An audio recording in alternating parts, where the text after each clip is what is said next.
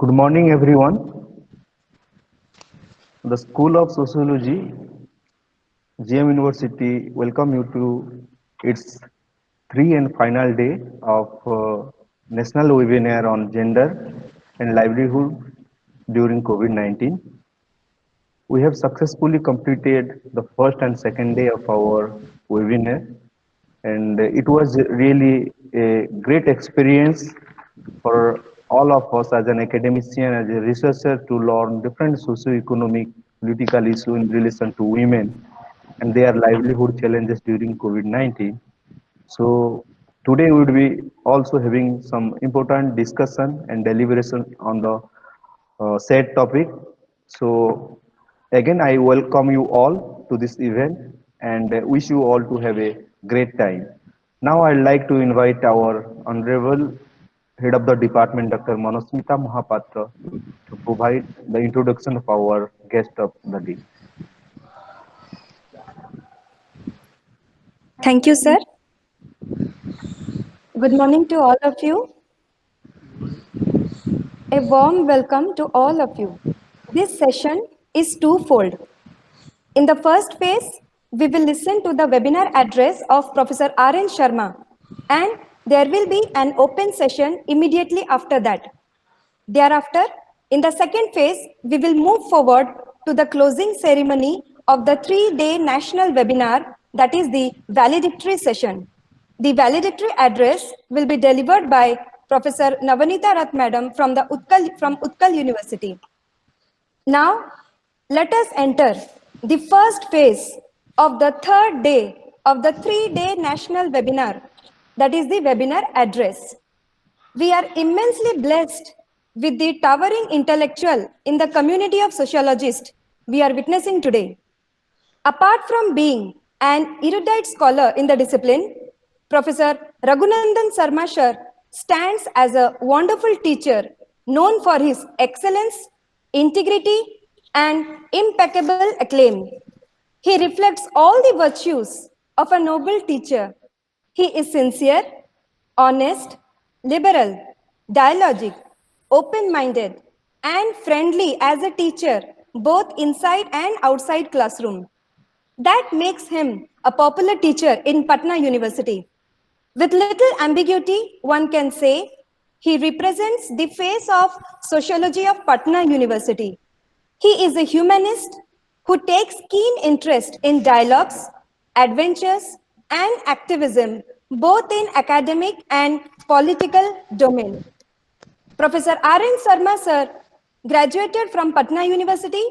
He did his MA, MPhil, PhD from JNU under Professor T.K. Omen sir as his supervisor. He worked in Patna University for almost 4 decades. He served as the former department HOD for 3 years. He was a member of editorial advisory board for 2 terms. He has published articles of both national and international repute. He has authored 1 book. He has guided around 15 PhDs. His areas of interest are sociology theory, Indian society and culture, gender, sociology of development. I now humbly request Professor R.N. Sarma sir to bless us with his webinar address. Sir, please welcome. Thank you, Manas, for the nice words which I don't deserve. Good morning, everybody. Dr. Good morning, sir. Good morning. Professor A.K. Pati, Honorable Vice Chancellor and Chief Patron of this seminar. Professor Navanita Rath. Yes, sorry. Dr. Manasmita, Dr. Panigrahi, the coordinator of this webinar, friends, colleagues, such scholarly students. I feel extremely privileged to be amongst this enlightened collectivity of scholars. I congratulate the organizers for such an interesting and enlightening webinar on a timely issue. I call it timely, rather before or preempting this problem, which is likely to unfold many ways differently later on. Just now, we have only some information regarding this pandemic and its impact on society, wider society, including gender. I don't know, I may be ill-informed, but a valued sociological research is yet to come forth so that we can have very insightful understanding of this problem. At this stage, we are just having some conjectures or hypothetical, because we are in the mid of the crisis. It has not fully unfolded. How it will unfold fully, it is yet to be explored. So we have some knowledge, some information to survey kind of work, some regarding its impact on various sections of the society. In some contexts, doing research in the mid of the crisis is a privilege when the people are highly opinionated, when the people are highly expressive, forthcoming to express themselves. But the uniqueness of this problem lies in that this restricts human interaction. This forbids close interaction. Hence, we cannot have a research in the mid of the crisis by getting very extensive, intensive data through close interactions with the subject matter. The SOP is antithetical to any kind of close interaction to elicit data. Hence, our talk will be based on some stray experiences, some information coming from different sides, and our own surroundings. In this context, particularly relating it with gender, the livelihood crisis and the gender, the women, the issue becomes euphoric. So far gender is concerned, it doesn't stop to be euphoric. It moves to the level of epidemic of dysphoria.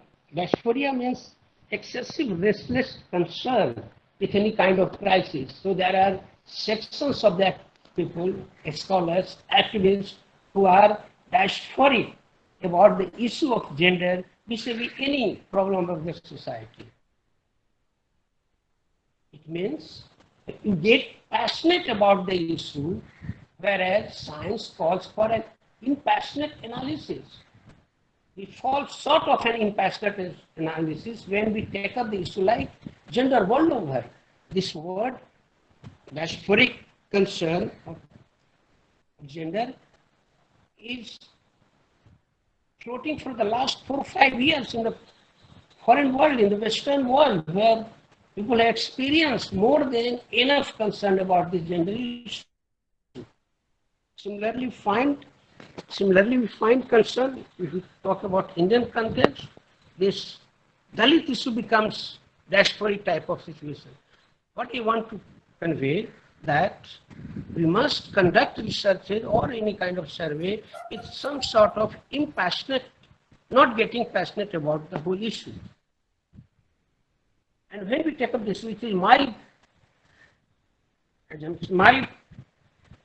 position, we should not fragment the issue. We should look in totality, kind of holistic perspective. When we talk about this issue of gender and evolutionary gender and anything, we try to fragment the issue. We do not consider in its totality. There are very serious recommendations regarding gender. Some radical type of thinkers, they talk about the evolution of housewife and mother role, even evolution of family, so that the women can freely participate in the labor market, when the women can have a sense of self-actualization, and for the sake of a sense of self-actualization, they come to the recommendation of evolution of housewife and mother roles. I was going through a recommendation of the WHO Commission of Women, and they had a very strong recommendation for opening of schools on a larger scale to enable the women to take up their job outside the house. They may be disburdened from the problem of the task of caring, tending, mending the child. My concern, when you are taking gender in this context, where does the child exist? You do not consider the child. And a sociology cannot afford to ignore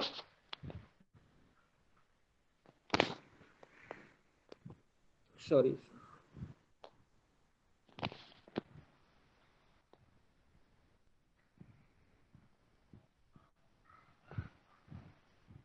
Sorry for interruption. Sometimes happens. I don't know why. So what I'm trying to convey that you consider gender issue with a holistic perspective. It cannot be fragmented. We cannot afford to analyze the gender issue by ignoring all the aspects of family or the society or any aspects.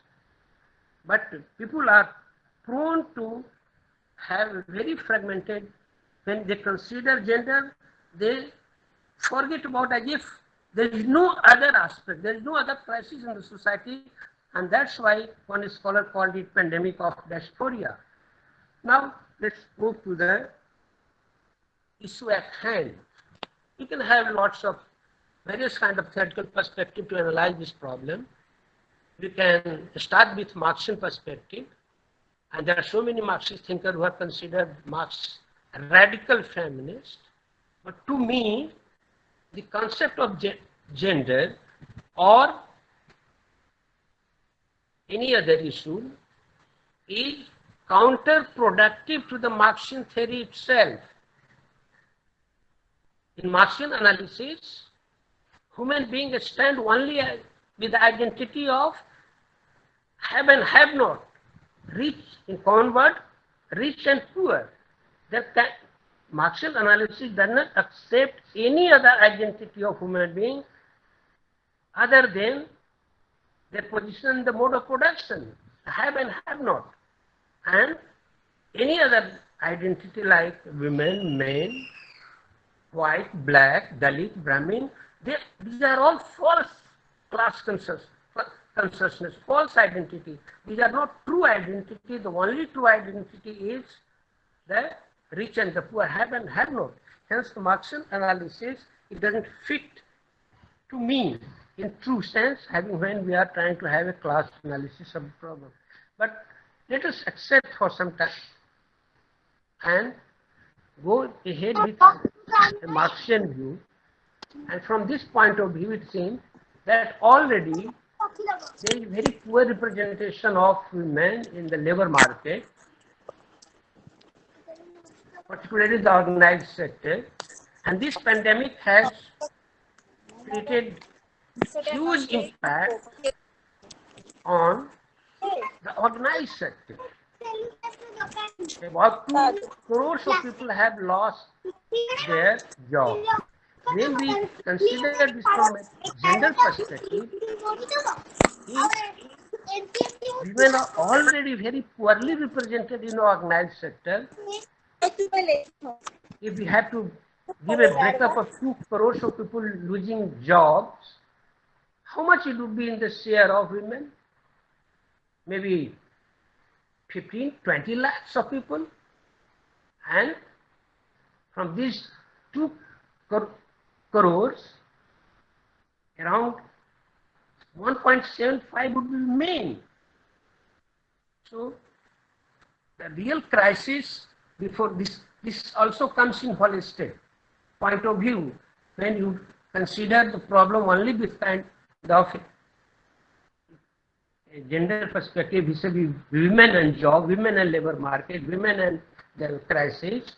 So the people who have lost their jobs, the overwhelming number of them are men, not women, because they are not hugely represented, properly represented in the labor market.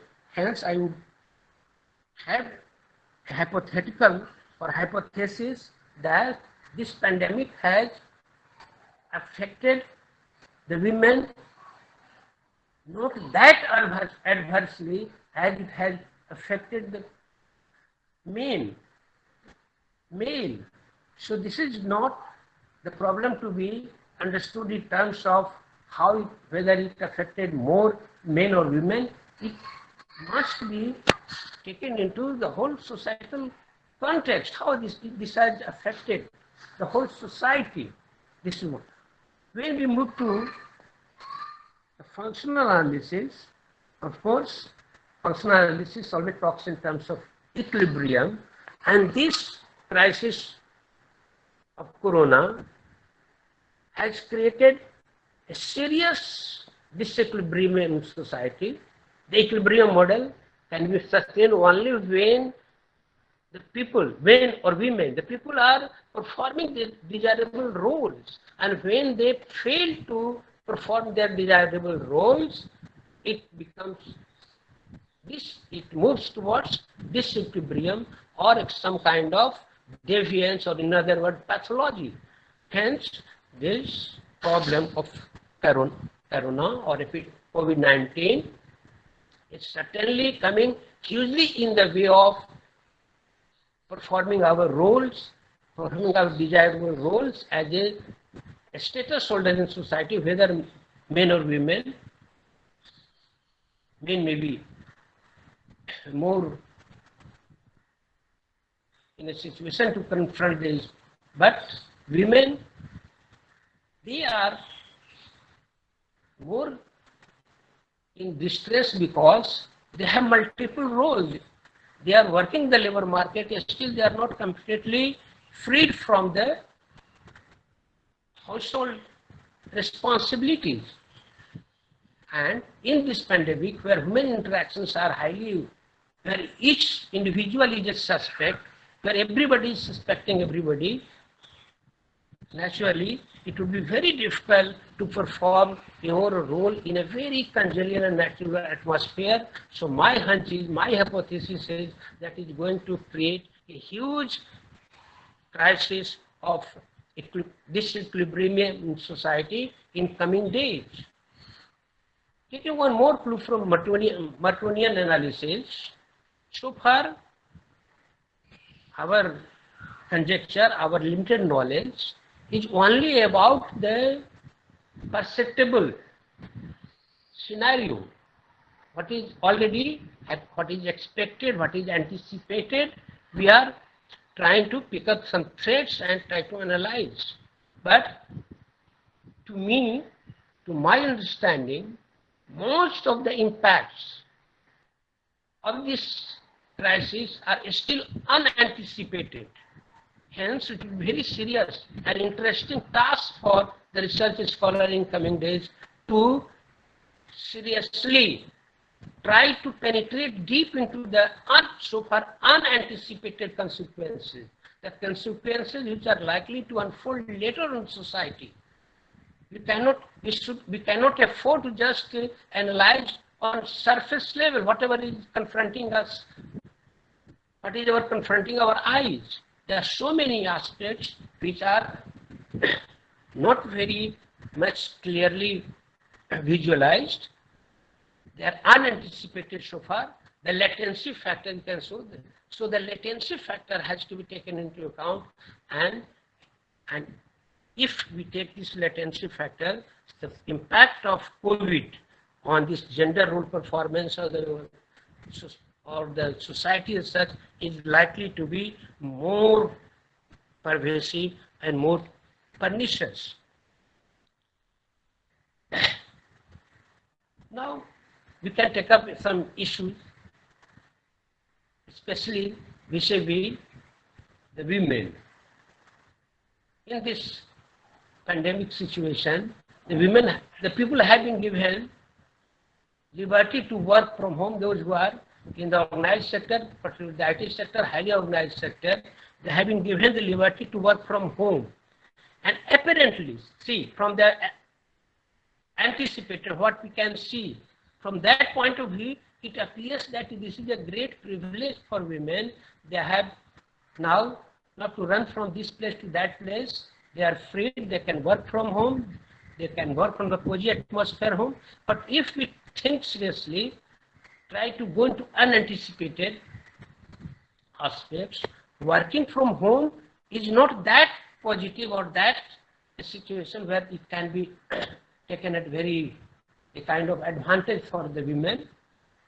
Working from home comes very seriously in the way of professional accomplishment of women. There are women today who are more professionally concerned. They want to professionally excel in the life, and that atmosphere they get only when they move into their corporate office.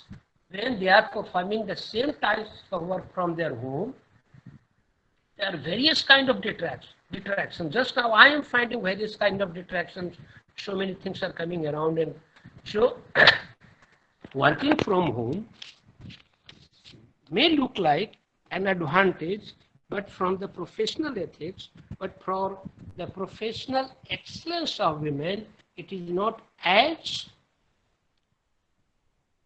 a kind of privilege as it appears to be. It is in itself a kind of roadblock to the professional rise of women who can actualize that ambition only by working in a kind of corporate atmosphere. And this pandemic has certainly come in the way in having a perfect atmosphere to work in. This has shattered the whole ambience where one can work, maybe as a teacher also, maybe like any room. So this has to be taken in account. Another issue I would like to give a hint that certainly women are not in the top rank of industrialists, big industrialists, Adani, Ambani or Tata, something like that. But this pandemic or the economic crisis that is cropping up has given much more importance to the medium MSME or a small scale industry. And here I suppose that women can show their talent, they have their talent, that they have their entrepreneurship, and in this MSME or a small sector, if they apply their mind, if they mobilize their resources, they can be greatly benefited. They can come out with a small scale or medium sized manufacturing units, and this crisis can be turned into an opportunity for women so far, or as and when they try or start applying their minds to start some kind of enterprise of a medium size or a small size. This gives an opportunity because women were not the large scale or world corporate or world scale corporate sector, but they can be, and they have greater, I would rather value loaded, but I have strong view that women are greatly endowed in comparison to men. They have greater perseverance, they have greater survival instinct, they have greater strength to struggle in adverse situation than the male counterpart. Hence, this crisis of pandemic may be used by men by moving into the MSME sector or a small industrial unit or small sectors, informal sectors. And some reports have already started coming up that this SHG, small group help, self-help group, have become highly activated. Suppose even for manufacturing of masks, previously the self-help group were largely functioning as a thrift, just money lending and collecting interest. That was happening certainly in almost everywhere in India, maybe exception, but Bihar I had seen. They were not a kind of productive unit. But now this pandemic situation, which has adversely affected the large scale unit, the laborer have moved out, the labor supply is thoroughly disrupted. So women can work as a small unit, and they have started working, and they can produce highly value-added goods in self-help group, and the report is coming, filtering in that those small self-help groups, if we are not highly productive, which we are not into now, they have started producing materials like mask or sanitizer, and they have started even exporting.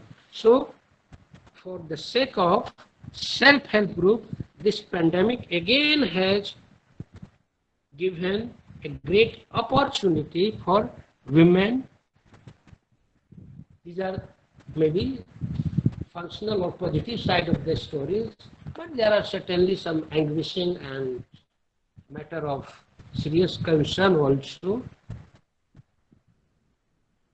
in this situation when everybody is confined to the household, is not in position to interact with the wider world. It will take some tolls on the psyche of the human beings. And one report suggests that a report of the depressed people or depression due to this pandemic suggests that 28% of girls and only 17% of boys were found as the victim of some kind of depression. So we do find in our day-to-day life that girls are more communicative, interactive, whereas this pandemic disrupts, snaps our interaction. It forces us to confine in our household, hence it impact on the psyche of the being is quite natural.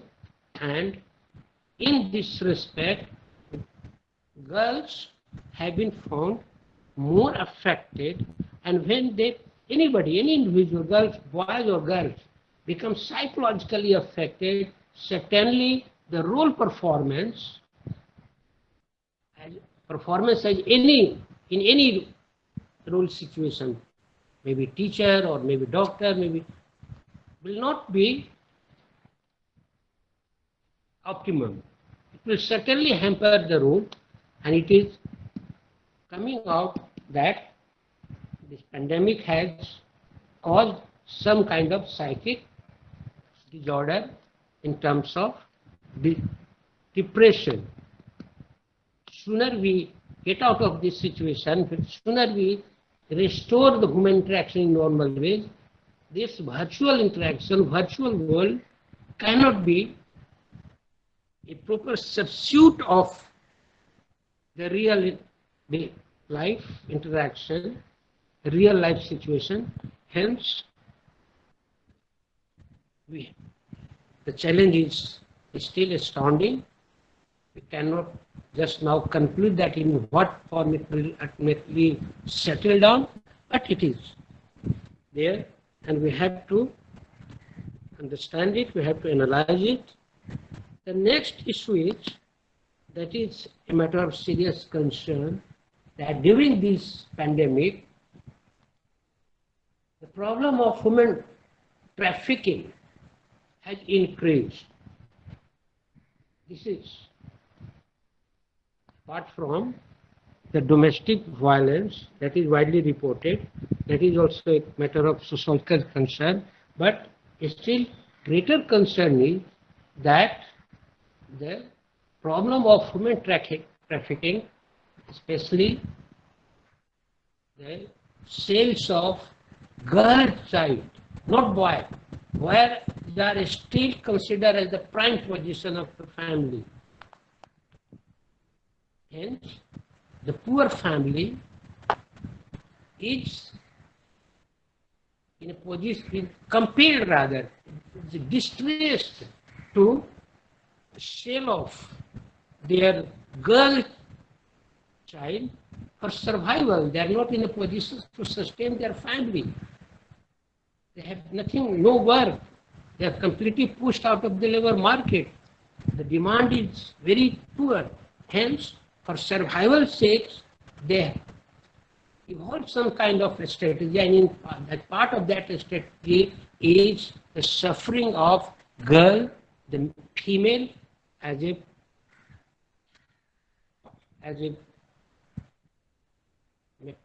part of the trade that was going on already since past, but now it has picked up. Reports are coming that the atrocities against women, and more in terms of trafficking, it's going up and up.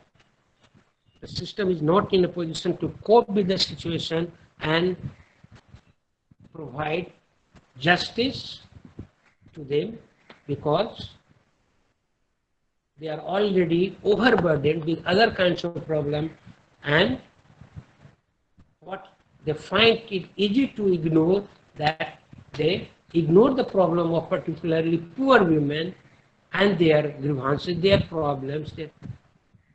Hence, we must understand this problem in terms of, lastly, in terms of the falling demand of labor in the market. The productive process is almost stand still.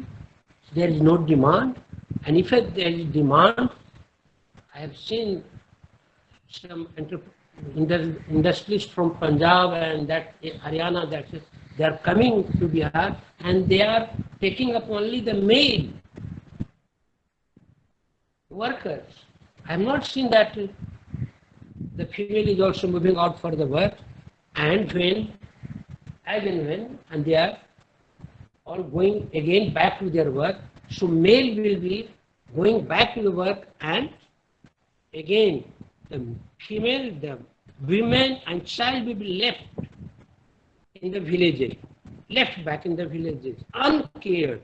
In this kind of society that we have, highly unsafe society, where men are going out again, looking for their jobs, looking for their sustenance, leaving their female, leaving their children back to their village. This is going to be a serious concern. Certainly the female, the children who are left behind by the male in the villages, they will suffer manifold. There is nobody to care for them. There won't be people when the male again leave for work, when the things started opening up, the demand would be that of the male workers.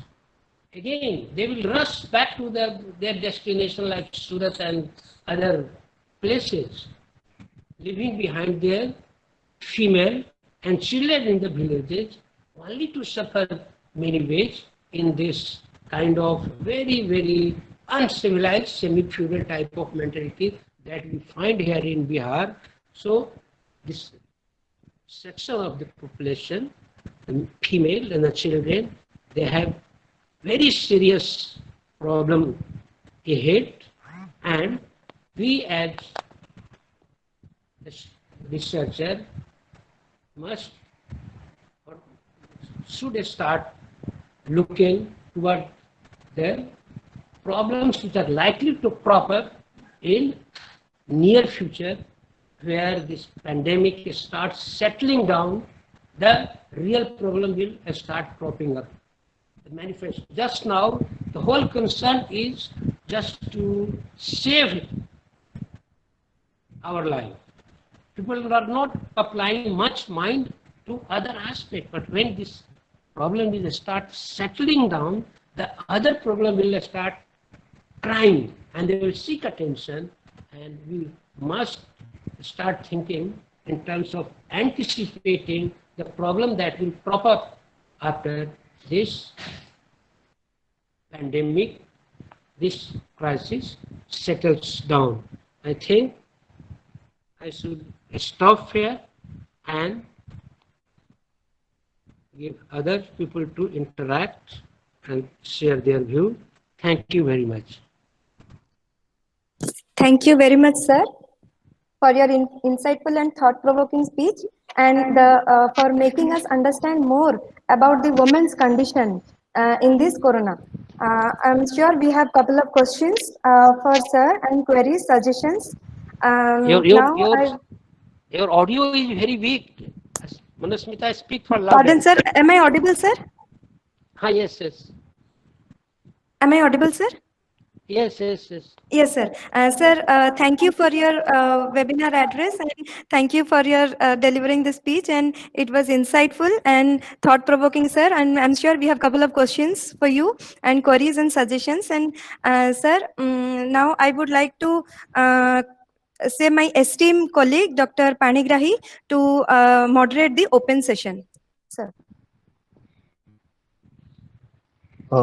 Thank you so much, Dr. Manasmita Mohapatra.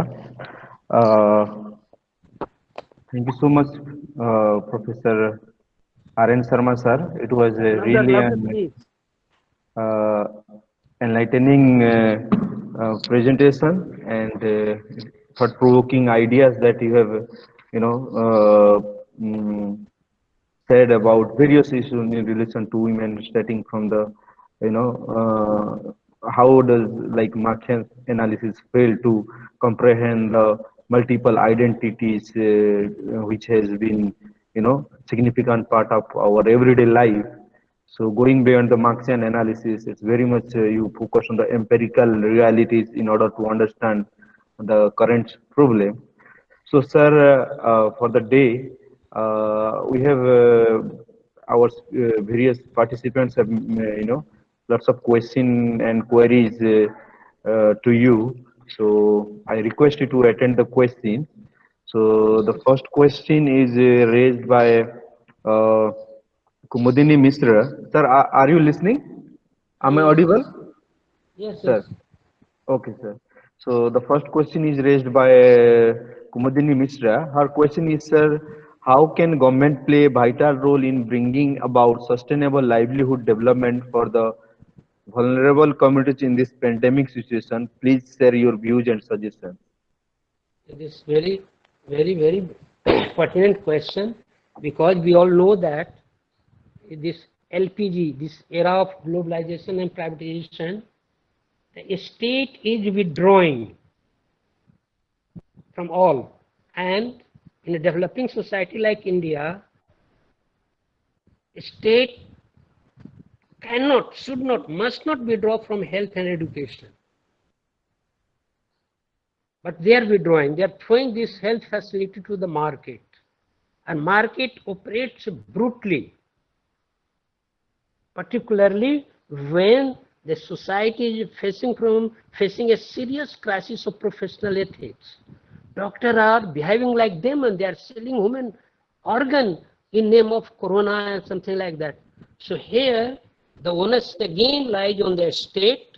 State must come forward and it cannot leave the whole masses. There is a small section of people who can afford costly medical treatment in the market, the costly hospital, but the fate of the poor lies in government sector hospitals. They must be strengthened.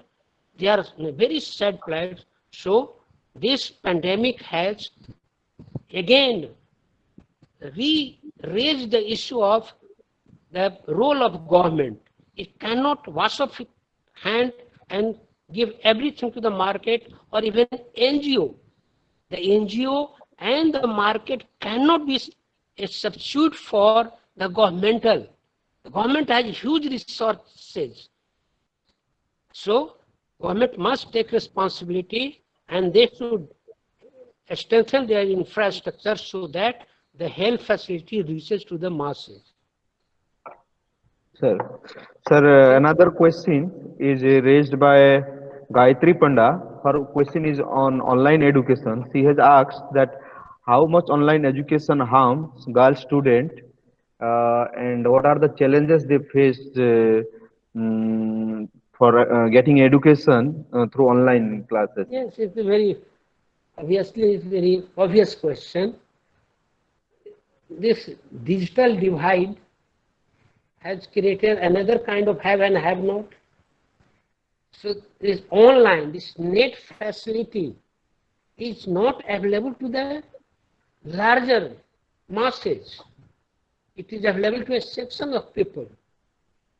So education online can be only for a small section of people who are online, who have net facility. But the larger section of people in the rural areas are devoid of this net facility. This is one problem. So we cannot universalize this education system. We cannot accept it as the new normal. It is a new abnormal, new pathological. Somehow we are managing the classes.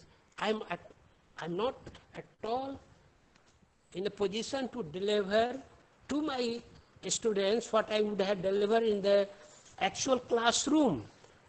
It is only around 25% of the thought which I can share online with limited time, with limited net. Hence, this online education is a stopgap arrangement. It cannot be a permanent solution unless India develops, unless this network facility becomes a very normal part of our life, and still, even if it is available to everybody, this mode of education cannot be a substitute of direct classroom interaction. This somewhere creates hindrance or roadblock in a dialogical type of learning and teaching. This can be useful in the lower classes where teaching or interaction is not that dialogical. But in higher classes, in graduation or MA, unless we interact mostly in classroom, asking different kind of question, the task of higher education is not fulfilled. Hence, this cannot be accepted as a normal mode of education. This is just a stopgap arrangement. Sir, thank you, sir. Sir, another question is raised by Vishwakshan Purohit, master student of Gangadhar Meher University. His question is comparison to every issues. What is the most sensitive issue faced by urban women during COVID-19 pandemic, which attract our attention as gender inequality? The question, yes, please. Sir? Sir? Just repeat the question. I could not. Sir, comparison to every issue, what is the most sensitive issue faced by urban women during COVID-19 pandemic, which attract our attention as gender inequality? Urban people. You mean urban Yeah, yes, sir. Urban women problem specifically. urban women. Yeah. So certainly, when you draw the Durkheimian perspective, you know, this density of population, what he calls physical density, and interaction among the people he calls moral density. So density of population itself becomes a great factor in human interaction and fulfillment of needs. So urban women, their needs are much more higher than the rural counterpart. The rural women are still, their consumption basket is still very short. But the need of the consumption basket of the urban women is very big, and you cannot all of a sudden cut it down.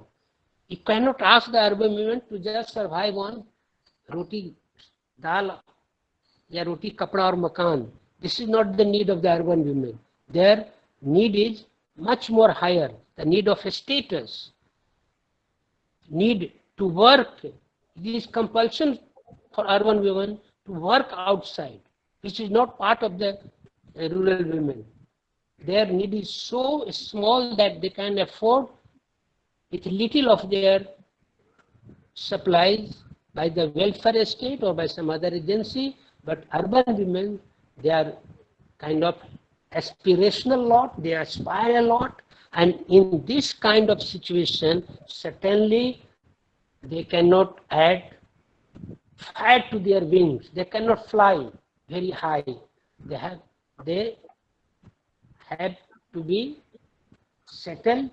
They have to contend with the little, and they must wait things to get normal when they venture out and fulfill their needs. So the difference is in terms of the level of needs, and those needs in urban situation in this pandemic cannot be easily fulfilled.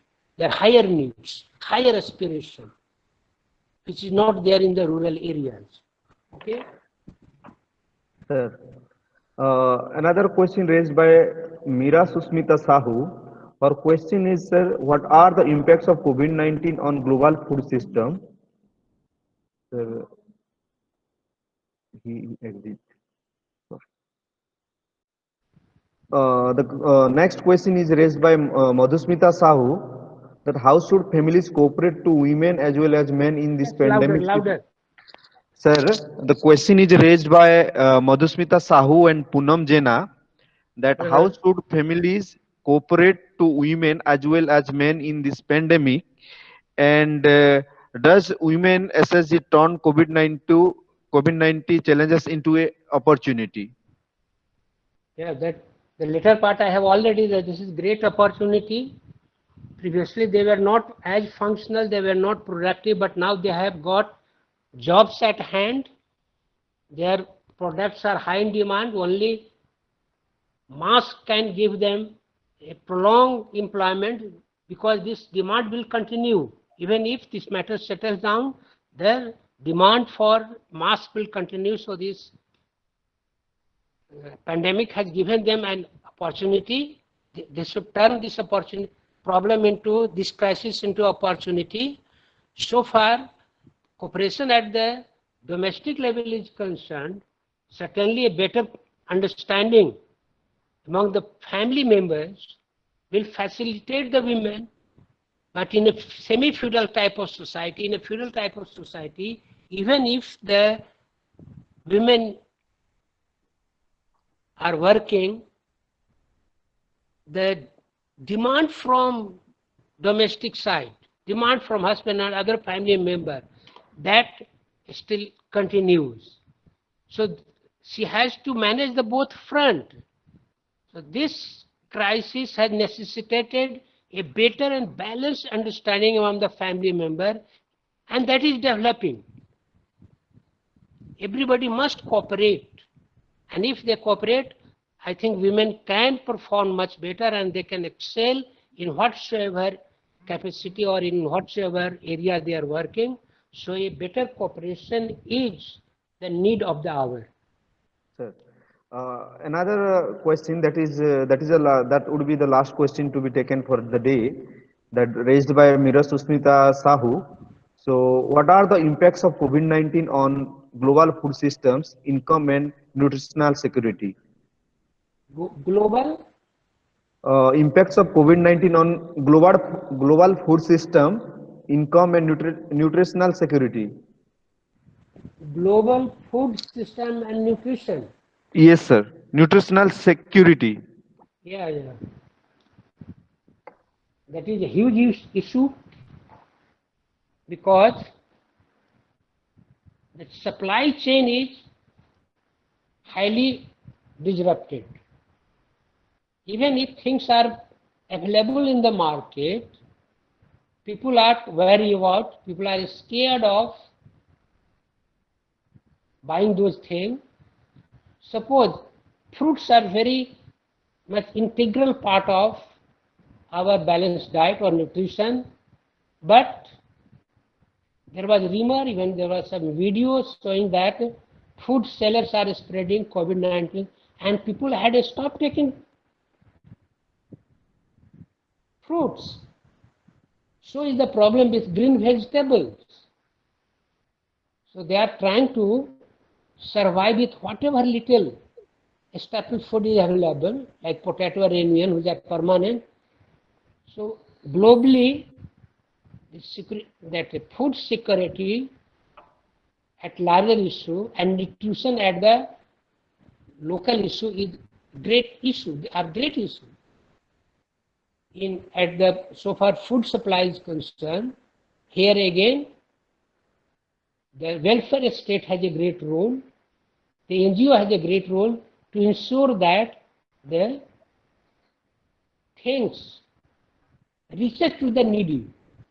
What is to happen that things will be mobilized, the state will spend so much of money, but it will not reach to the lower rungs of the society. That was happening always and it is still there.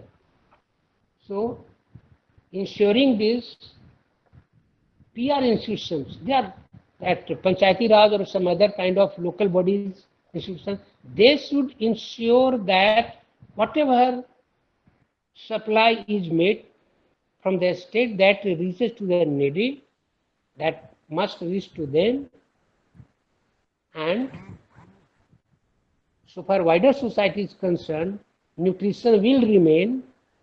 And what is happening in terms of nutrition, certain companies, they are flooded with immunity booster. You might have seen,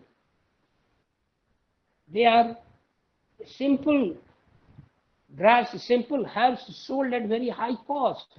And a large number of companies are coming, manufacturers are coming every day, and they are selling whatsoever in the name of immunity booster.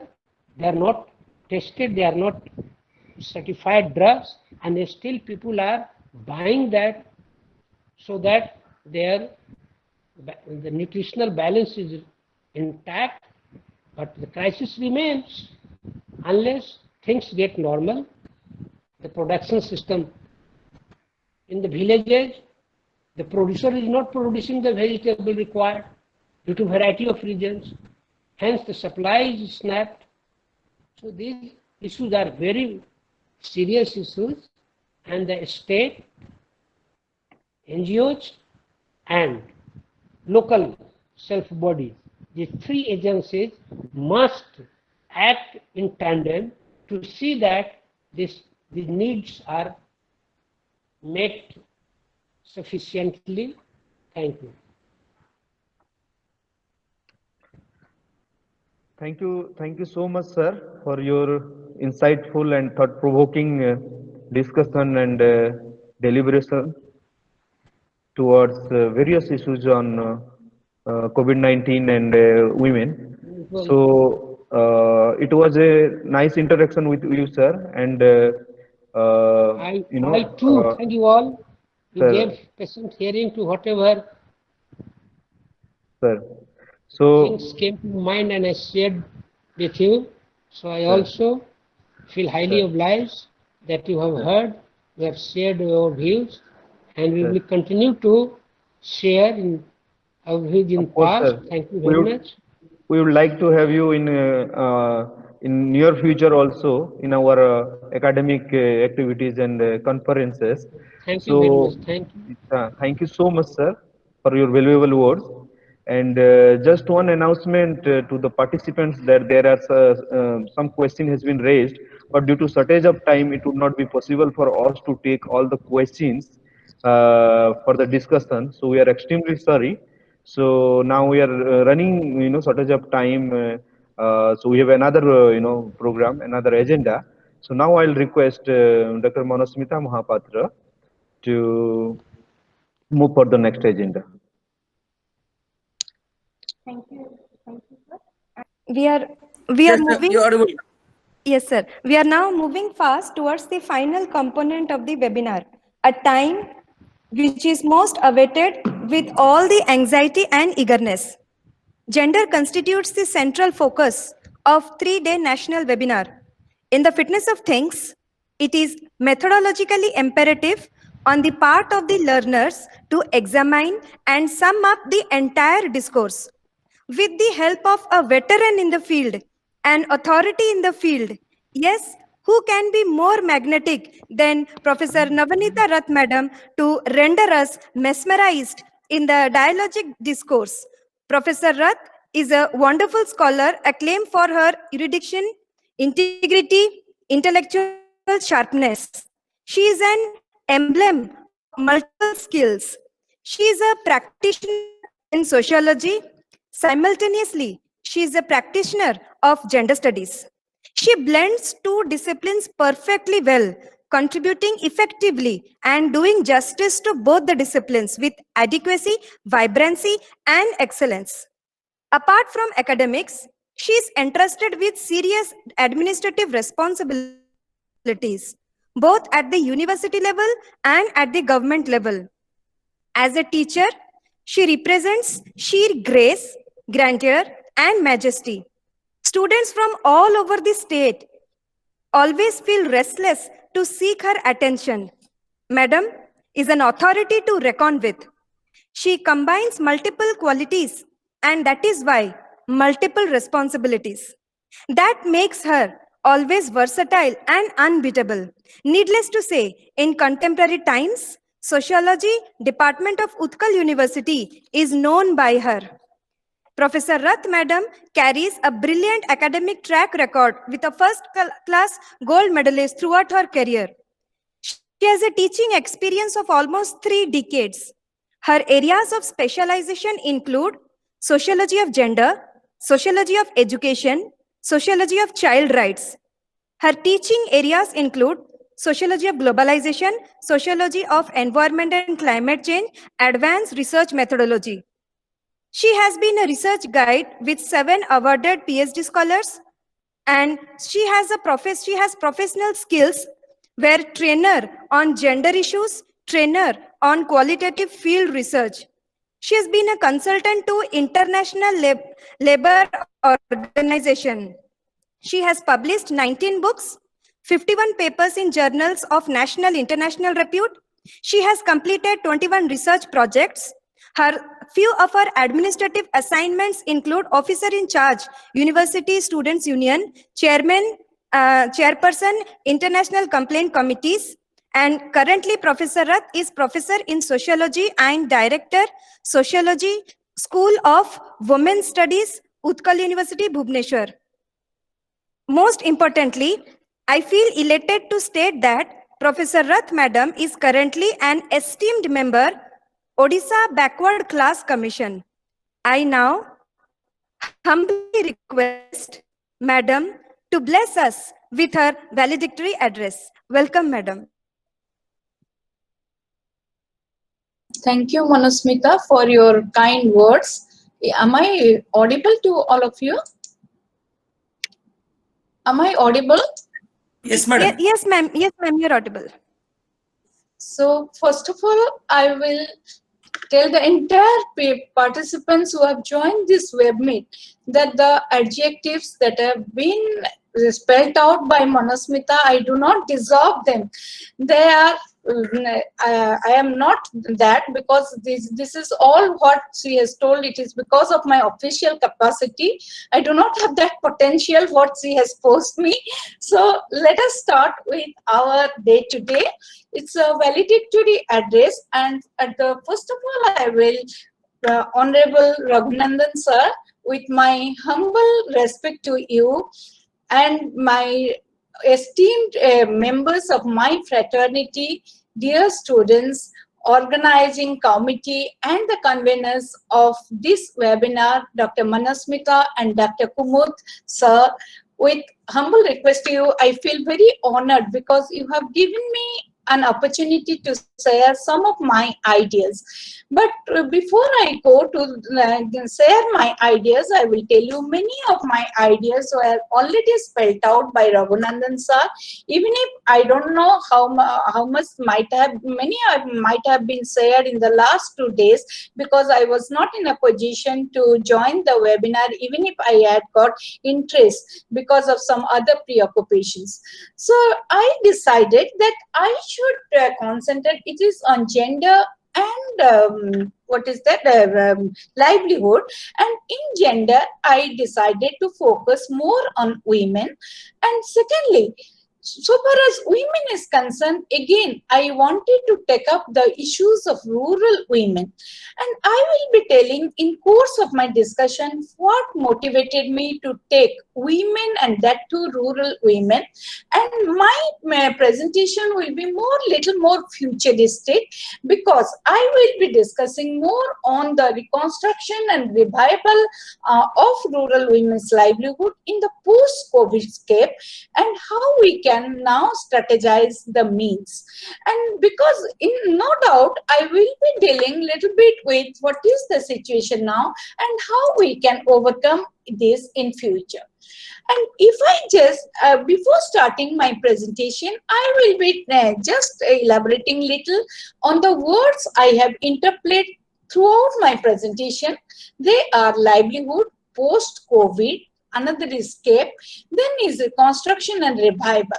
So what I have done, livelihood simply means to me that it encompasses the varied ways of living that meet individual and the community's needs. It is basically a means to alleviate poverty and ensure food security to the people.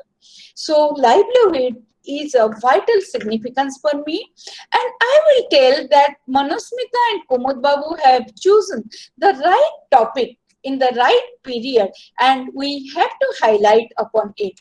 And secondly, the post-COVID. Why post-COVID? When we are talking about COVID, why I am talking about post-COVID, I have told you right from the beginning, my paper is more futuristic, and for the last 6-7 months, we have been struggling with the COVID pandemic.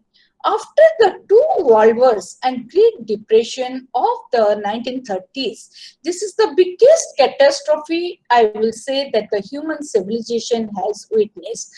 And this catastrophe is different from the others because of two reasons. They were human disasters, human-led disasters, but this is a bio disaster on which we have very limited control.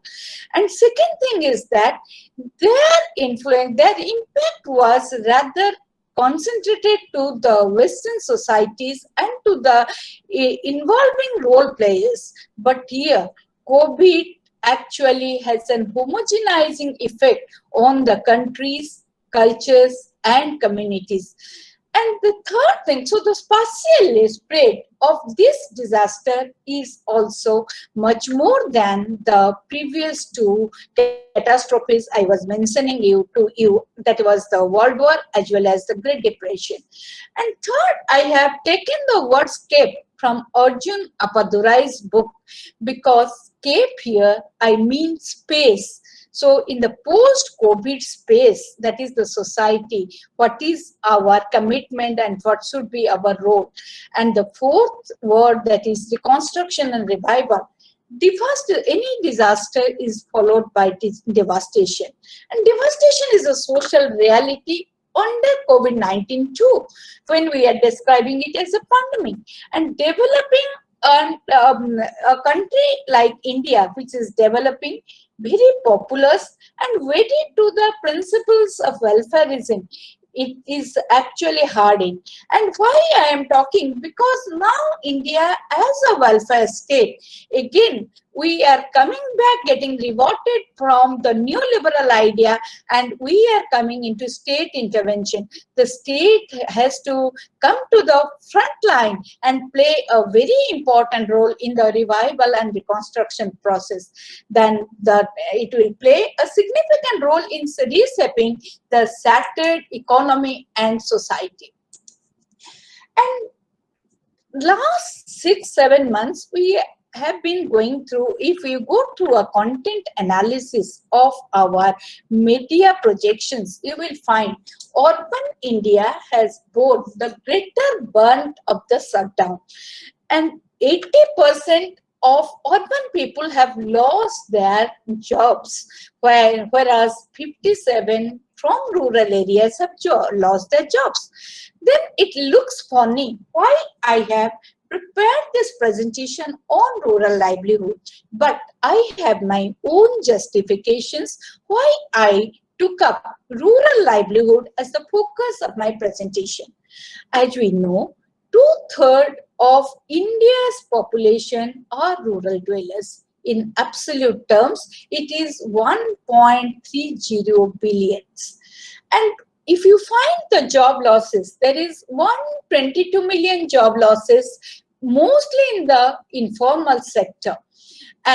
But you will find, even if it is in the urban informal sector, the repercussion is on the rural society.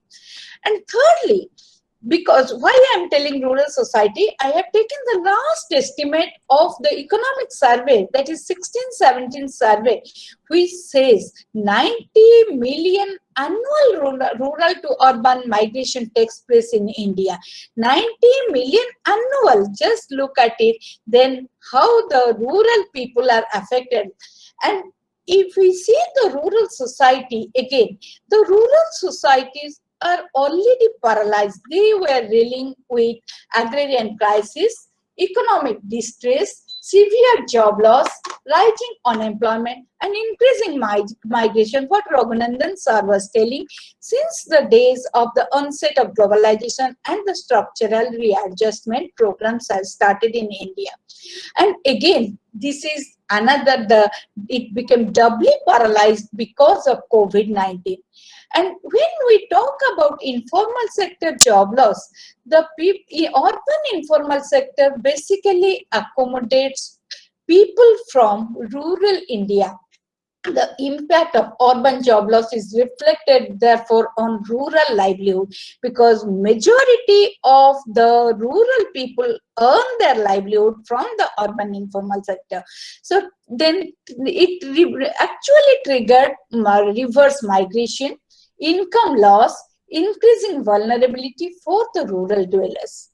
Apart from all these, there was a sudden stop of the supply chain due to the lockdown in different phases, and there was the stalling of procurement by the rural people from the urban center and by the urban centers from the rural people. So all these together actually affected rural livelihood. But now the question arises, we are telling that women are the worst hard hit by COVID-19. Is COVID-19 really discriminating? No, COVID-19 is not discriminating. It doesn't have any gender lens with it that it will affect a particular gender, but it is our structural arrangements and cultural practices that bring discrimination and burden to women. I have shown you, Manasmita, why I am telling you, in 2012, on the International Day of Rural Women, actually, a figure had come out which is very close to my heart. And this figure, as you see, it talks about the entire context in which the rural women have their lives. There are four things you see. One is the role, the second is the challenge, the third part, left part is potential, and right part is the reality. If we look at it, the Sorry, role, madam, sorry to interrupt you. that's why actually why I wanted to make it visible. It's on the International Day of Rural Women in 2012, this figure had come out, and it is very close to my heart, and this speaks about the context of rural women. And if you see, there are four things. Go to the top, you see the role, bottom you see the challenges, right, the left hand side you see the potential, and right hand side you see the reality. This speaks about the contextuality of the rural women, because I told you before this that COVID-19 is not discriminating, but our socio-cultural arrangements are such that they make it discriminating for the women. And if we see the role, we find simply four roles: farmer, livestock carers, because they take care of the livestock, and they are the water and food collector, food, fuel, water, all these collectors, and caregivers for be it the husband, the children, or the elderly, or the sick who are there in the family. And coming to the challenges, you find with these roles, their access and control is very limited. They have no land rights. Very few women in India have patta right now, and their access to health care is utterly limited because their health seeking behavior is also very poor. Education, as we know, the enrollment on register, there is a lot of 100% enrollment, but if you see the dropout, it is very high, and stagnation is very high among women, and the credit market always puts them as the last receivers. And if we come to the potential of women, we find that women reinvest 90%. I have gone to the field where I have found a man no doubt earns 1,500, whereas a woman earns 500. There comes the earning discrepancy. But if you see the reinvestment, it is the woman who reinvests 90% for the home, and 10% whatever she keeps. She is so altruistic and sacrificing that she keeps it not for her but for the odd days, as she has done it during the COVID. A study has shown how women's saving has also played an important role to insulate the families from the lack of food during the COVID. And secondly, women can increase farm yields by 20 to 30% because they do a lot of farming work, from sowing, weeding to harvesting, all these things. And if they will be giving the resources like technology with the knowledge, they can at least reduce global hunger from 12 to 17%. This is the potential of our rural women. But what is the reality? 43% of the agricultural labor force in developing countries are only women, and it takes 60 hours per hectare for weeding, and this is done by the women, and they do a lot of work, but they are not recognized. And 60% of them of chronically hungry people are the women, and they are the last eaters in the family, and nobody bothers about their nutrition, because there was a question on nutrition that I want to tell you. Nobody bothers about the nutrition and food in a rural setup. So livelihood issues are acute during all these have actually depend, and they have surfaced during this COVID-19, and livelihood issues are acute during the pandemic, and it necessitates to look beyond the pandemic in general and for women in particular. And if we see the existing issues of livelihood among rural women, I will tell you, in 2018, there was an enumeration by the as India Spent Analysis Government of India data, we said that there were 11 million job loss, and the job loss is disproportionately borne by women. 88.8 million among them from the 11 million were women. And there is a conspicuous missing of women in the workforce. Deep feminization of rural labor is recorded by various enumerating agencies, whether it is the your census, whether it is the National Economic Survey, or it is the National Sample Survey. And women account for no more than 25% labor force in 11-12, whereas it was 33% in 2005. And the female labor force, again, I am justifying why I took rural women, because female labor force participation in urban area has declined by 10%, that is 10 number, because 165 per 1,093 to 155 in 11. But see, the rural force fallen, labor force participation has fallen from 330 to 253, a startling decline we find. And the number of women working in rural India is no doubt statistically declining, if you see. And why these questions will be coming later. And women in general and rural women in particular struggle, and they are spiraled between two things. One is the issues of subsistence and survival. The second one is home and habitat that constrains rural women's livelihood in general, and during this pandemic it has become more accentuated. And till date, livelihood, and one thing I will say, feminists, normally I never support radical feminists, but this is a version of the liberal feminists who say that the rural women spend a double day. In 24 hours, they do 48 works of work, but that work goes unrecognized.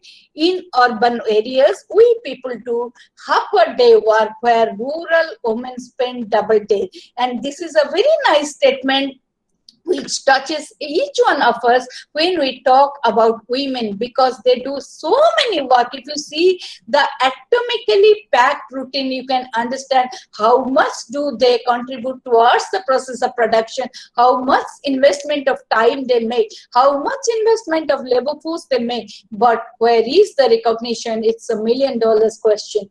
And till date, livelihood opportunities for women in rural areas is not equitable. It's not efficient. If it is not ecologically also sustaining, and it is not empowering. I will give you a simple example. If you take the list of works that are being enlisted under Monrega, you will find most of them are masculine set of work. Where is the place for women? So this is that's why I am telling it is not equitable, and the wage discrepancy is much more in rural areas in comparison to urban areas. It is not efficient, it is not ecologically supporting, and it is not empowering. And women outnumber, many of us know that it is men who outnumber women in migration. No, it has changed, and women are there was a study in 640 districts of India, out of which in 554 districts, women have outnumbered men in their migration. So the migration proportion is actually high for the women. It is 55%. Now I want to tag two theories, gender theories here into the ambit of our discussion. One is the spatial theory, where we talk about the geography of gender, how it brings the difference in livelihood, and the institutional constant theory. Both are related to livelihood. The first is, if we talk about the geography of gender, I will tell you, my dear friends, that there is discrepancy in terms of areas, geography. in kinship, in marriage system, in inheritance system, that makes the difference in the livelihood support that exists for women. A Nair woman cannot be compared with a coastal Brahmin woman of Odisha, and similarly, a Khasi or a Garo woman cannot be compared with a Santali woman of Mayurbhanj. And if we see the constant theory, the institutional constant theory, I will show you 4 institutions I will basically talk about. They are family, community, which are more and more personal and primary, and the 2 other are the state and the market. They are नहीं किसी कहबिनी पूरा silent रह जिबा तो आपण direct कहबे ना ना हमें नबानी बोली आपण चैट बॉक्स रे लिखि परिबे किंतु announce Manasmita, can I continue? Is it audible? Is it audible? Yes, madam. Yeah. Yes, Yes, madam. So when we come to the institutional constant theory, I am talking about 4 institutions. 2 are primary and 2 are secondary. The 2 primary institutions are family and community, and the 2 other, the secondary, are market and state, how they are unfavorable to rural women's livelihood. If you come to the household, there is limited access and control over economic social resources like land, capital, even esteem. The woman who does many things, how much esteem do we actually accord to her?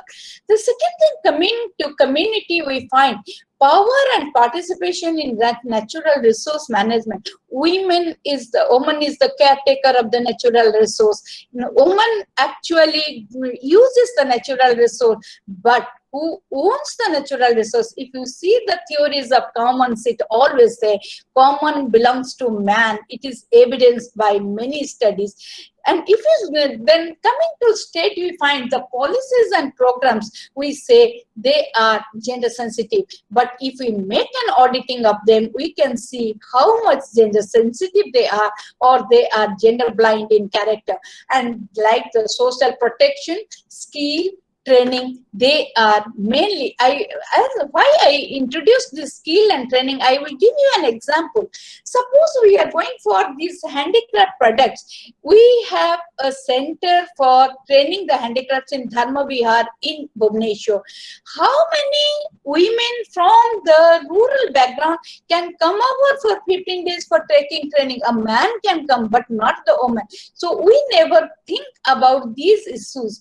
And market again is, if we see what is the impact of market on the rural women, the paid labor market is not equally gender friendly. And similarly, the product market and profit sharing, it is always, as we see, it always favors the man, and the profit, product, and the decision relating to marketing is always taken by a man.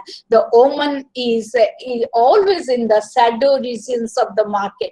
And therefore, the contradictions that come in the rural society is that there is feminization of labor, but masculization of employment. There is feminization of wealth creation, but masculization of wealth control. And female ensures well-being to others, sacrificing her well-being of self. That every one of you will agree with me, I suppose. And men have control over female labor, females labor, sexuality, and mobility. So mobility and labor particularly, they are related to livelihood and sexuality, though not directly, but indirectly contribute significantly for women's livelihood. So if when they are under the control of someone else, the woman herself doesn't have any control. So we have to again rethink about these things. And this was a calculation that has been done. If unpaid work is counted, women's work goes unpaid from 1975 till date. This is a prolonged debate and a chronic debate having no solution. And it is just said that if we count women's labor force, it will just jump from 20.5 to 81.7%. And in contrast, male labor force participation will only increase from 76.4 to 76.7 if we calculate men's actually what you say unpaid labor, and 16.4 billion hours goes into unpaid care work daily for a rural woman. And this is the scenario of the rural society. Now let us come to, with this background, let us carry over to COVID. And if we see during COVID, what is the impact of COVID on rural women's livelihood? And rural woman actually concentrates herself on in agriculture, in fishery, poultry, dairy farms, MFP collections, construction work and urban informal sector, domestic labor, sex work, care work, handloom, handicrafts, and all sorts of handicrafts and small-scale industries, SSGs and microfinance. And COVID has touched its tentacles to all these areas, I will say, because agriculture, if we see that COVID came in February and March, and with the onset of the disease in our country, there was the Rabi cultivation was awaited at the same time. And you know, during the harvest period, women plays a significant role, and they are hired now. They're the forgotten women. The forgotten women are actually invited to the agricultural fields for harvesting. During this particular period, they actually get their livelihood support. And similarly, the plantation crops like pepper, coffee, banana was awaited. This was the scenario in the states like Kerala, West Bengal, Odisha, Andhra Pradesh, and your Assam. And all the rural women were heavily affected because the harvest itself got affected due to the social distancing measures that was implemented stringently in those areas. Then coming to fishery, the entire Coromandel coast, where fishery, woman doesn't go into fishing, but the ancillary works and the taking the fish from home to market is the duty of the woman, because she does the processing part. Fishing was banned, transports were stalled, as a result of which transportation became very difficult, and the entire fishing thing that they had, the fishery products were lost, and this also affected their livelihood. And poultry, dairy milk transport also banned. You might have heard and seen in the newspaper, they were throwing milks on the roads, and this was the scenario in Andhra Pradesh, Odisha, Haryana, Punjab, and Uttar Pradesh. And if we go to the minor forest produce collection, we find that the kendu leaves, mahua flowers in the tribal communities in Odisha has been badly affected. And very recently, 3 days back, I saw a study how in the Himalayan region also the same thing has happened, the prototype situation, whereby MFP collection by women has been stopped by the forest guards. And the construction work and urban informal sector, because many women go to the construction work under NREGA, as a result of which what happens when that also stopped, it also affected the livelihood. And you know, people from Jharkhand, Bihar, Haryana go as domestic labor, sex workers, and the agencies that provide support for the care of children and the elderly, and the nursing agencies and all that, they were closed, as a result of which they also lost their livelihood. Even if they had little skill with them, they could not got absorbed anywhere. Then coming to the handloom, handicrafts units, we find that the demand placement was stopped because there was no demand, because the existing demands also they could not deliver, and the cooperatives started becoming deformed. They could not procure the raw material, production was stalled, and the marketing became a big issue. And all in this area, lots and lots of women, they are engaged, their livelihood was at stake. Similarly, in the self-help group, we we are telling they made masks and everything. No doubt they have done their best. But due to the social distancing norms, procurement and marketing became very difficult, and they could not also collect the seed money that is required to keep the SSGs in life, and that was again a problem. And many SSGs all throughout the country, across the country, we find they have been turned into microfinance institutions, and for that microfinance institutions, they need investment and they need to collect them, but they could not make, because they didn't have money to invest. Whatever they had, they spent during this COVID period without any work. They had to survive with that saving money. And the next is care burden increased. Reproductive and caregiving role started taking an overriding place over the productive activities of women. That affected livelihood. Reverse migration crowded the labor market with a notable turndown of wages and income, and women's bargaining power became still more. They had low bargaining power, it became still more low, and they were displaced like anything. And transition to certain digital channels for information and sale, they could not cope up with it because they didn't have the skill. And there is, as I told Raghunandan sir was telling, that there is a capitalization of capitalism of digitalization, and there is no communism of the digitalization in our country. There is a great digital divide, and this also affected the livelihood of many SSG groups. And local markets, agricultural processes, and the hub of economic activities were closed. Local markets, when the hearts and the local markets were closed, they became alienated from the market, and drainage, there was a speedy draining of their savings, and no remittance was from outside, and loan burdens started increasing, and all this brought livelihood issues for them. And the single-headed household, widows, deserted women with migrant husbands also suffered a lot. Then if we look into the beyond COVID-19 scenario, what we can visualize that there will be again high dropout, health miseries, child marriages will be there, forced marriages will increase, and nutritional deficiencies will affect women. All these are related to her future livelihood. Because during this period, this year we are having actually Beijing 25 years, plus 25 years, but again we are getting reverted back to where we were. And the labor market, production and credit market have become settled, and there will be limited foreign direct investment, so there will be, the prospects are very, very bleak, and human opportunity index is declining all throughout the world. And when it comes to the rural areas, opportunities are sinking like anything.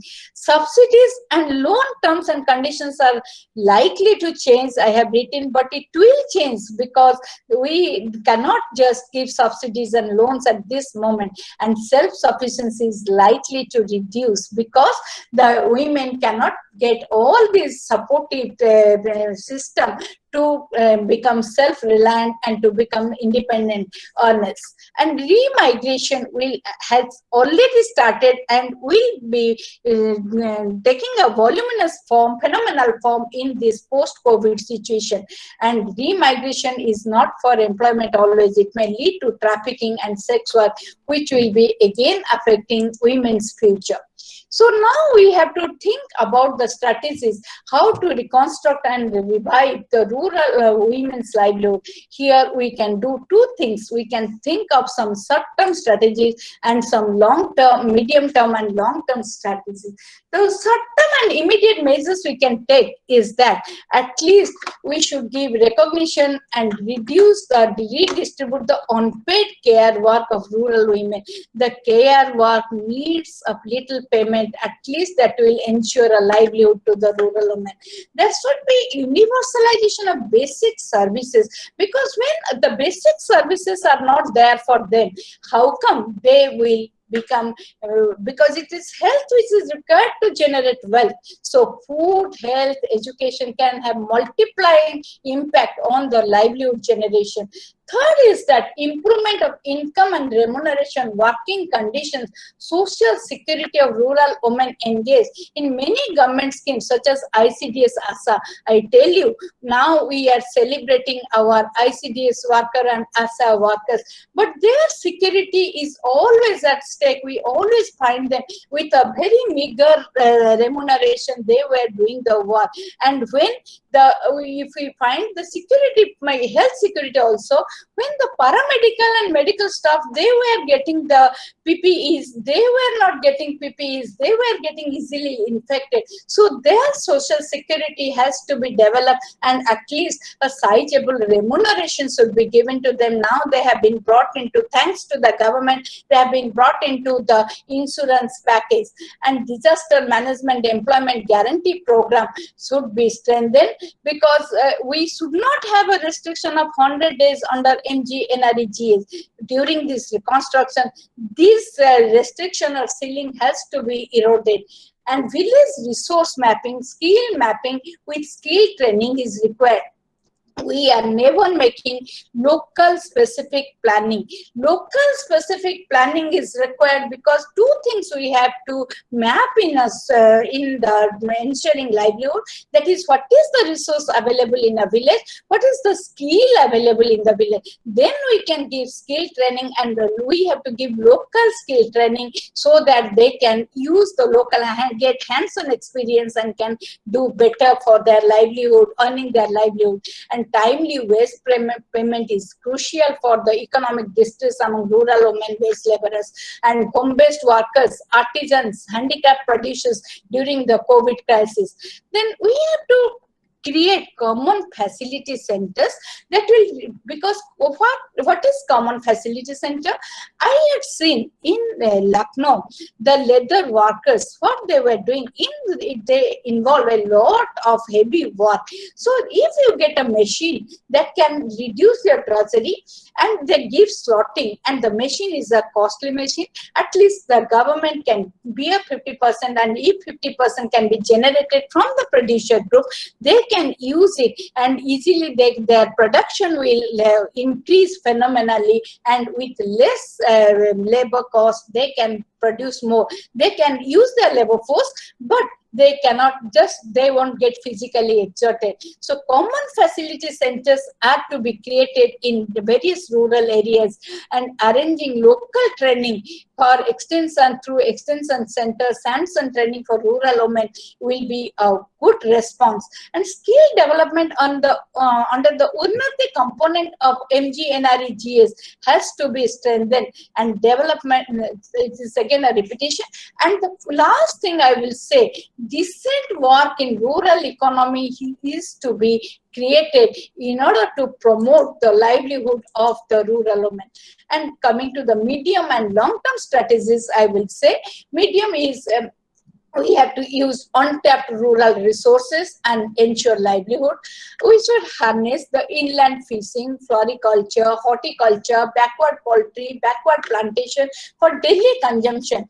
Medical plantations, transfer of alternative production technology to women is a must now, and for processing, storaging, transporting, marketing, and profit reaching. Because we only see women as producers, but we do not see the way they can process, they can storage, they can transport, they can market. If storaging facilities would have been there, at least they could have saved their products during COVID. So COVID has given us a lesson to give all such trainings, and ICT training and shortcutting the rural supply chain is required. If we make the supply chain very long, it is very difficult to manage during a disaster. So we have to start a farm to fork program where women can easily produce and sell out their products and get the money for the profit, and the profit will be higher. And strengthening the non-farm sector with MSMEs, professional handholding for handicraft, handloom, cottage industries, at least up to 2 years is a requirement. With new technology, marketing, pricing, profit sharing is required with the producers. particularly women producers, I am telling, and collateral security free credit, because as you know, women do not have any access to land or anything. So we have to give them collateral security free credits and insurance schemes for the women producers to ensure economic security, because this time the economic insecurity that grappled them during COVID-19, it has to be curtailed, and enterprise driven extension services need to be scaled up through development of agri entrepreneurship, who can act as one-stop shops for high-quality input and technologies. And digital financial and doorstep banking need to be introduced for women to deliver round-the-clock access to banking. Even when they were making masks, it became a problem. That's why I thought it will be a good suggestion if we can make doorstep banking, and can just digital finance services can be reached to the homes of the producer. In each home we can get, in rural home we can get women producers. And if we come to long-term strategies, I am referring to Pura, that was introduced as an innovative scheme by APJ Kalam in 2006. And 4 connectivities are required. And this is the situation which has been emulated from China. That is physical, economic, electronic, and knowledge. Urban clusters have to be created. Because what will happen, the rural areas will become, the urban amenities will be available in the rural areas. So the rural areas will develop, and there should not be distress migration. There should not be any push factor for migration, and the urban areas will feed the rural areas and vice versa. And there will be, at least we can homogenize the rural-urban divide. The technology, and that will give a lot of livelihood support to women. This has happened and experimented in China. And technology needs to play, China and Korea as well. Technology needs to play a critical role, and in the National Rural Livelihood Mission is a fairly flagship program of the government, which says Mahila Kisan component. But this Mahila Kisan component, I want to tell you, it is just operating in few states very well, like Maharashtra, one is Gujarat, another is perhaps Andhra Pradesh, but in no other state it is operating. So we have to revive this, and we have to strengthen this, and we have to start up village entrepreneurship program, a subcomponent of the National Rural Livelihood Mission, to help the rural poor women to set up new enterprises. And revival and strengthening of cooperatives to boost 60 lakh SSGs in rural India is required, because with the process of corporatization, cooperatives have been vanquished. We have to revive and strengthen our cooperatives, and unleashing the potential of SSGs, strengthening of SSGs and upskilling them in storing, processing, packing waste, to using recycling and marketing is a need of the hour. When we are giving any training, let us not give fragmented training. Let us give an integrated training to the rural women, and making women critical actors in farmer producer organization. It's a need. There was a question like this, and these are the needs. And with this, I wrap up this session. Thank you for giving me a present hearing. Any question, I will answer. Thank you so much, madam. It was really detailed and comprehensive presentation on, you cover long across issues suffered by women from rural to urban, and also various field from in the field of tea garden workers to migrants workers, and the the the question you raised to the policymakers and stakeholders, that there are strategies which are lacking sensitivity towards women and gender issues, and also lacking, also having a long standing gender blindness towards the policy making. So it would be like really helpful, your suggestions and recommendations that would help us to rethink, and also your ideas are thought provoking for us to sociologically question, sociologically imagine the everyday reality in relation to women. So thank you so much, madam, for your insightful presentation again. Now I'd like to invite our HOD of the department, Dr. Manusmita Mahapatra, to provide the formal vote of thanks of the day. Thank you, sir. Thank you, madam. Am I audible? Yes, you are audible. Thank you Thank to you. both of you. Thank you, madam. Thank you very much.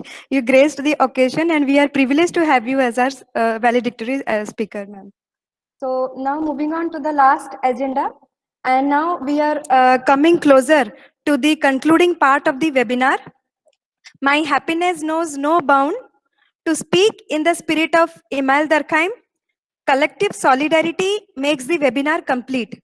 This webinar witnessed a showering of blessings from our guests and resource persons in the form of their insightful and illuminating ideas. We have been listening to exciting insights and critical dialogues from mature and veteran minds for the last 3 days. That has made the webinar an enriching experience for all of us. I take this opportunity to express our deep sense of gratitude to Professor Navanita Rath Madam and Professor R.N. Sharma Sir for their insightful address. I put on record our deep sense of indebtedness to all the resource person of the last 2 days, Professor Ashok Kumar Kaul Sir, Professor C. Aruna Madam, Professor Nagaraju Sir, Professor Tapan Ranjan Mohanty Sir for their grace and valuable address. This webinar owes its substance to its erudite resource person. Our Honorable Vice Chancellor Sir, Professor Atanu Kumar Pati, has always been an ocean of inspiration for all of us. He is the man behind the show. He is our ultimate guide and guru of the webinar. We are grateful to him. While organizing the webinar, we have received many supports from many persons in visible and visible manner. It is very difficult to name all of them. To name a few, our Registrar Sir, Sri Girish Chandra Singh, our Chairperson, PG Council, Professor Sachidananda Mahapatra, Dean, Professor Moin Sir, our popular Deputy Registrar Sir, Dr. Uma Charanapati, Research Officer, Dr. Chandan Sahu, System Manager, Assis Sir, Priyanka Madam, Susil Sir. We owe a special sense of debt to our GM family member, especially to Anthropology Department. We have also received a tremendous support from our sociological fraternity beyond GM University. I am grateful to Dr. Aditya Keshari Misra Sir, Central University Koraput, for simplifying our endeavor in technical and non-technical way, including preparation of e-posters. My teachers from Pondicherry University, Professor B.B. Mohanty Sir, Professor Gulam Dastagir Sir, and Professor C. Aruna Madam, for having been guiding me since the beginning till the end of this event. I bow down my head at their feet. The support of my teachers in Odisha, who taught me sociology in graduation, has been encouraging. They have been participating in the webinar for the last 3 days. They are Tanuja Madam, Kalandi Madam. Many esteemed senior faculty members from within the state and outside the state have encouraged us with their participation, starting from Professor Tattamasi Paltasing Madam from Sambalpur University, Dr. Sagarika Mishra from Jaipur Autonomous College, Dr. Debilal Mishra from Ravencha University, till Professor Shweta Prasad from Banaras Hindu University. It is becoming difficult for me to take all their names. And thank you, Trupti Rekha Patra, Dulari, Manisha Mishra, Deblina Biswas, Roshina Yusufi, Gyanaranjan Prusti. I am immensely enthralled and energized by the overwhelming love and support of my students of Ravencha University, whom I had taught for last 5 years. They have been participating in the webinar for the last 3 days. I stand honored and deeply rewarded. I am grateful to all of them. And I have no words to express our gratitude to Bikram sir, Dr. Bikram Kesri Mishra, HOD Sociology, Ravencha University, who has been constantly participating in the webinar with his video on. Whatever I say about the support of you, sir, will always be inadequate. Sir, you have truly been our mentor, guru, guide, and tutor in our endeavor. With his Himalayan support, we both faculty members, me and Dr. Panigrahi, feel truly empowered. Bikram sir, we salute your leadership. A webinar acquires meaning from the presence and participation of delegates in the field. Yes, the chat box of all the 3 days stands a testimony to this. We express our sincere gratitude to all the teachers, researchers, students, free thinkers for their participation. Once again, all of you have rendered us humbled and indebted. I, on behalf of Department of Sociology, GM University, express my pranam to everyone. And with this, the 3-day national webinar comes to an end. Thank you very much for all of your support. Thank you. Thank you.